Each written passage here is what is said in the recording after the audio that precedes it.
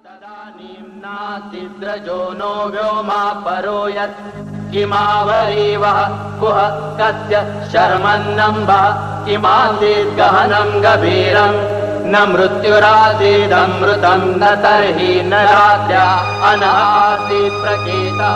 सृष्टि से पहले सत नहीं था, असत भी नहीं, अंतरिक्ष भी नहीं, आकाश भी नहीं था।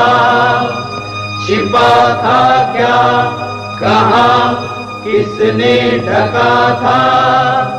उस पल तो अगम अतल जल भी कहाँ था। सब कुछ अंधकारमय था। यह है हमारे ऋग्वेद से नैतिक सूत्र जो हमें ब्रह्मांड की उत्पत्ति अर्थात वो प्रकृति की वो अवस्था बताते हैं ब्रह्मांड की जो ब्रह्मांड के निर्माण से पहले थी। इस पूरे ब्रह्मांड में घोर अंधकार था, कुछ भी तत्व एक्टिव नहीं था, केवल अंधकार तमस तत्व का रस था। तमस तत्व में अंधकार ही अंधकार पूरे ब्रह्मांड में समाया था। मगर हमारे आज का विज्ञान जो हमें बिग बैंग थ्योरी के द्वारा ये बताना चाहता है कि एक छोटे से बिंदु, एक छोटे से स्पॉट में, डेंस में सब कुछ, सारी एनर्जी, सारा प्रकाश कैद था और उसमें अचानक महाविस्फोट के कारण ये सारा ब्रह्मांड की उत्पत्ति हुई। मगर मेरे प्यारे कृष्ण भक्तों, कुछ वैज्ञानिक ही इसका खंडन करते हैं। एल्बर्ट आइंस्टाइन का कहना था कि एक छोटे से बिंदु में पूरे ब्रह्मांड का मैटर किस प्रकार समा सकता है, यह असंभव है।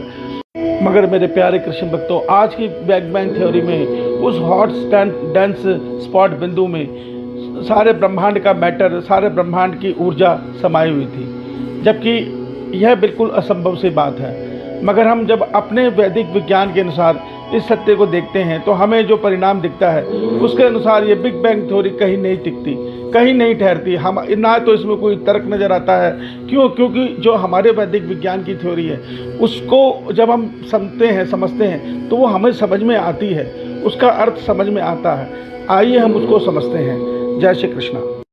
मेरे प्यारे कृष्ण भक्तों, हमारे ऋग्वेद के अनुसार इस ब्रह्मांड की उत्पत्ति से पहले इस ब्रह्मांड के सारे स्पेस में प्रकृति तत्व एक समान रूप से था। ये अंधकार में तत्व में कोई हलचल, कोई क्रिया नहीं थी। ये प्रकृति तत्व इतना सूक्ष्म है कि आज के इलेक्ट्रॉन, प्रोटॉन, न्यूट्रॉन, क्वार्क और स्ट्रिंग इन सबसे कहीं ज़्यादा सूक्ष्म है ये प्रकृति तत्व। हमारे ऋग्वेद बताते हैं इस प्रकृति तत्व में तीनों गुण सत, रज, तम मौजूद होते हैं। मगर सत और रज गुण जो हैं वो सुप्त अवस्था में होते हैं। केवल तम गुण ही उस समय प्रभाव में रहता है, जिसके कारण ये सारे प्रकृति तत्व में घोर अंधकार छाया रहता है।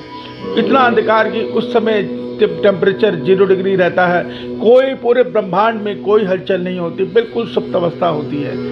मगर इससे अलग परम धाम में परमात्मा का जो धाम है वो प्रकाशित रहता है, वह परमात्मा का धाम है। उसी के द्वारा ये प्रकृति तत्व दोबारा ओम रश्मि के द्वारा अर्थात परमात्मा की ब्रह्म रूपी शक्ति के द्वारा दोबारा एक्टिवेट हो जाता है। मेरे प्यारे कृष्ण भक्तों, इस सत्य को विज्ञान नहीं जानता।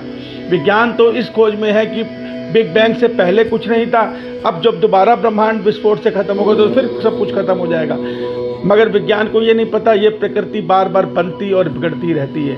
इस प्रकृति की जो एक बार की अवधि होती है वो होती है 31 नील 53 खरब और 10 अरब वर्ष। मेरे प्यारे कृष्ण भक्तों, इस दौरान ये प्रकृति बनती है, फलती फूलती है, इसमें अनेकों बार सृष्टि की रचना होती है, अनेकों बार प्रलय आती है और उसके बाद ये प्रकृति फिर से महाप्रलय में समा जाती है। यह प्रकृति वास्तव में ब्रह्मा जी के जीवन से शुरुआत होती है और ब्रह्मा जी के 100 वर्ष की आयु पूरी करने के बाद यह प्रकृति फिर से सुप्त हो जाती है। तो इस रहस्य को विज्ञान नहीं जानता।